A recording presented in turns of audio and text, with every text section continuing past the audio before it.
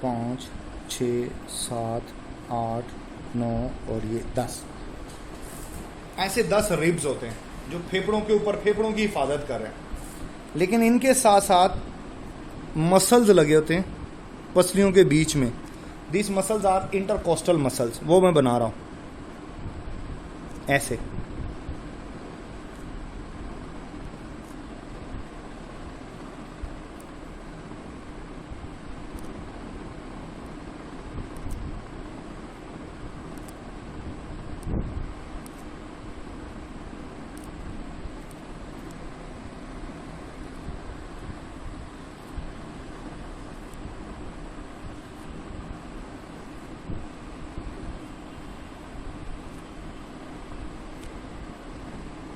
या अच्छा देखो, ये वाला है इंटरकोस्टल, लेकिन इसको बोलोगे एक्सटर्नल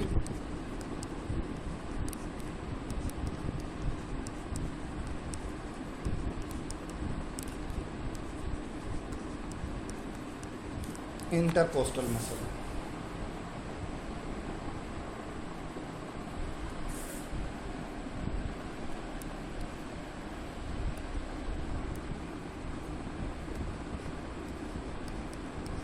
ये एक पसली है, ये रिब है, एक्सटर्नल है, और इसी तरह इंटरनल भी है ना ये।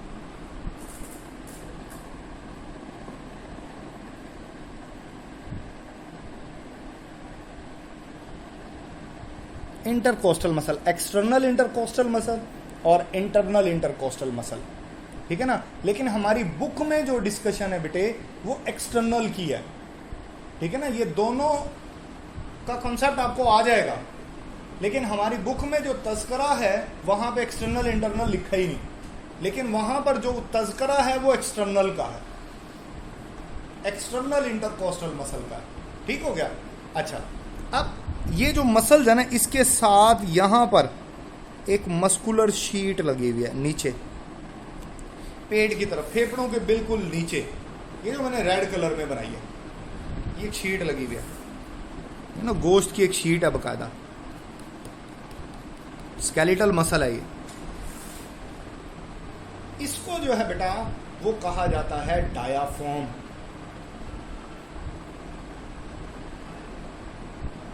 इसको आप क्या बोलोगे?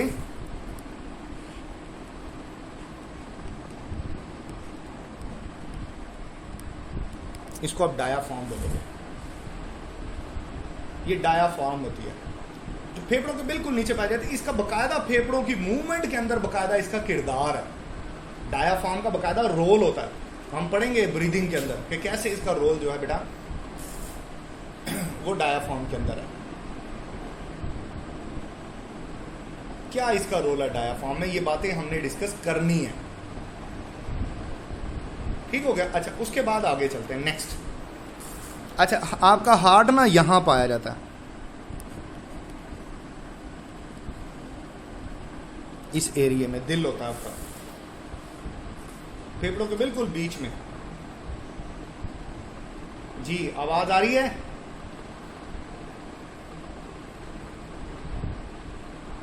चले देखो, अब आगे चलता हूं। देखो बेटा, अब ये जो ब्रोंक्यूल्स हैं, ये ब्रोंकाई आगे डिवाइड हो रहे हैं, आगे आ गया ब्रोंक्यूल। ये देखो, जब ये ब्रोंक्यूल में बदलेगा ना तो इसमें ना ऐसे ऐसे कुछ एक्सटेंशंस आना शुरू हो जाएंगी, ऐसे। इसका क्या मतलब है? जब ये आना शुरू हो जाए ना ऐसे,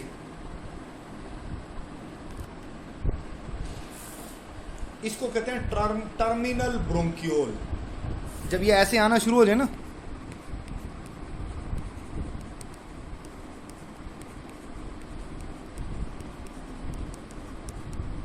this will called terminal bronchiole.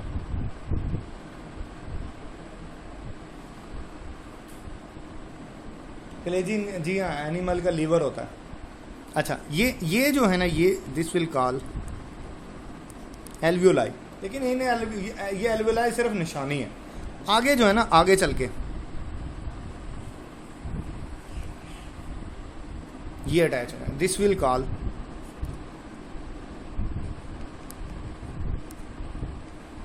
Air sac.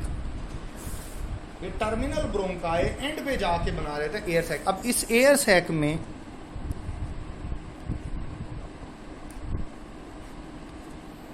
ऐसे बहुत सारे एल्वियोलाई होते हैं। एल्वियोलाई, अब क्योंकि खून की नाली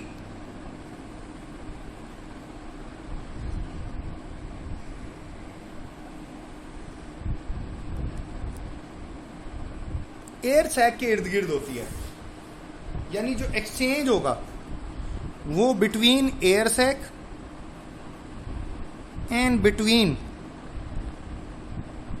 ब्लड वेसल होगा। ये ब्लड कैपिलरी है।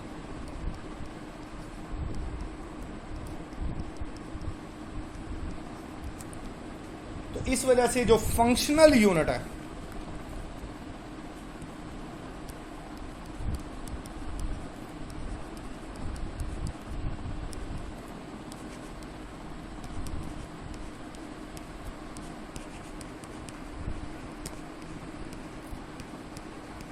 इसको एल्वियोलर सैक भी कहते हैं। इसी तरह जो स्ट्रक्चरल यूनिट है,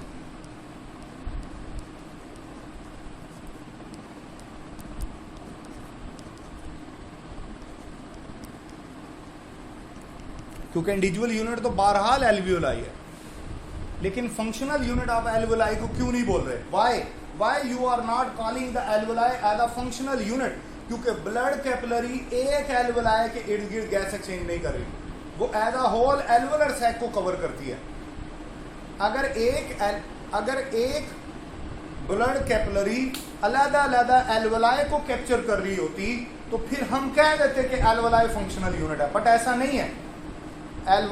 blood capillary as a whole alveolar sac को टारगेट करती है, तो दैट्स व्हाई हम फंक्शनल यूनिट बोलते हैं एल्वुलर सैक को या एयर सैक को, जबकि हम स्ट्रक्चरल यूनिट जो है बेटा वो हम रिकॉल करते हैं एल्यूयल एल्वुलाई को।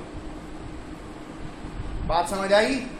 यहां पर अगर आपका कोई टर्मिनल ब्रोंकियोल का देखो बेटा, ब्रोंकाई बहुत सारे ब्रोंकियोल में बदलती है, लेकिन वो टर्मिनल नहीं होते, मिड ब्रोंकियोल होते हैं।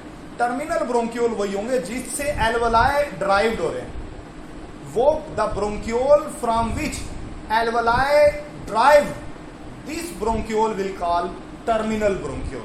तमाम ब्रोंकियोल से एल्वुलाई नहीं निकलते, तो जिस ब्रोंकियोल से एल्वुलाई निकलेंगे उस ब्रोंकियोल को आप टर्मिनल ब्रोंकियोल का नाम दोगे, या जिसके एंड के ऊपर एल्वुलर सैक पाया जाएगा उसको आप टर्मिनल ब्रोंकियोल का नाम दोगे। जी, कोई और सवाल?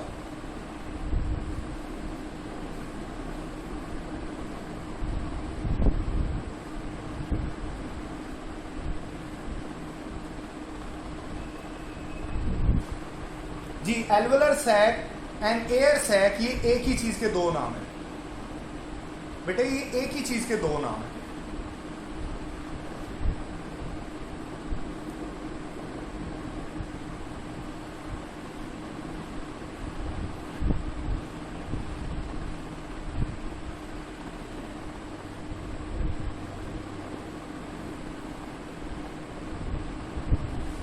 सारे ब्रोंकियोल का साइज, जी ब्रोंकियोल जो होते हैं वो 1 मिलीमीटर तक का जब डाया अटेन कर लेते हैं तब ही उनको ब्रोंकियोल बोलते हैं, लेकिन आगे कुछ छोटे भी हो जाते हैं, मजीद डिवाइड, लेकिन मिनिमम 1 मिलीमीटर वाला जो है बेटा ये जो है ये ब्रोंकियोल कहलाएगा।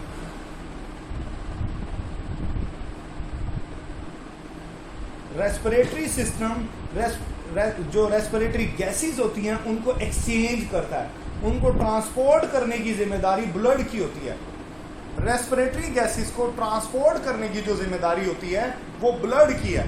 बेटा रेस्पिरेटरी सिस्टम सिर्फ गैसियस एक्सचेंज में इन्वॉल्व होता है, कि हवा का जो है बेटा वो एक्सचेंज होता है वो हमारे रेस्पिरेटरी सिस्टम से होता है। ट्रेकिया के अंदर सी शेप कार्टिलेज इसलिए होती है ताकि ये कोलैप्स होने से बचा सके ट्रेकिया को वो कोलैप्स होने से बचा सके, कि जब ट्रेकिया के ऊपर प्रेशर पड़े तो वो कोलैप्स ना हो। तो कोलैप्स होने से बचाने के लिए जो है बेटा उसके अंदर सी शेप कार्टिलेज होती है। नोज की 6 इंटरनल पैसेजेस होंगे, एक नोस्ट्रिल से, और दूसरे दोनों नोस्ट्रिल को अलग अलग डिस्कस करोगे तो फिर जो है बेटा फिर भी वो 6 नहीं होंगे, क्योंकि वही 3 रास्ते जो है बेटा एक नोस्ट्रिल से निकलते हैं, वही सेम 3 रास्ते दूसरे नोस्ट्रिल के भी हैं, तो 3 ही है बेटा, 6 नहीं होंगे। अगर यूं हो रहा हो ना कि एक नोस्ट्रिल के 3 रास्ते अलग हैं, दूसरे नोस्ट्रिल के 3 रास्ते अलग हैं, फिर 6 करना, वरना ये 3 ही आएंगे जी। ट्रेकिया लेरिंग्स की मॉडिफाइड फॉर्म है।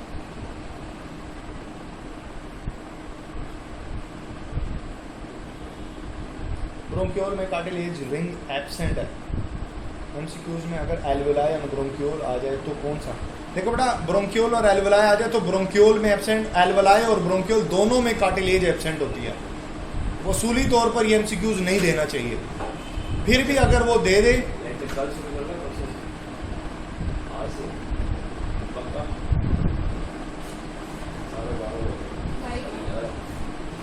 तो आपने जो है बेटा वो एल्वेलाई लगा देंगे, दोनों आ सकते हैं। कार्टिलेज जो है वो ब्रोंकियोल में भी एब्सेंट होती है और एल्वेलाई में भी होती है।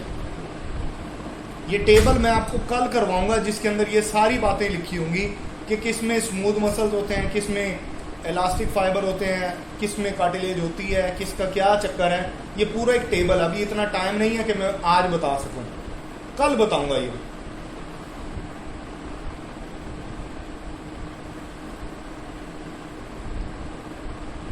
कोई और सवाल है?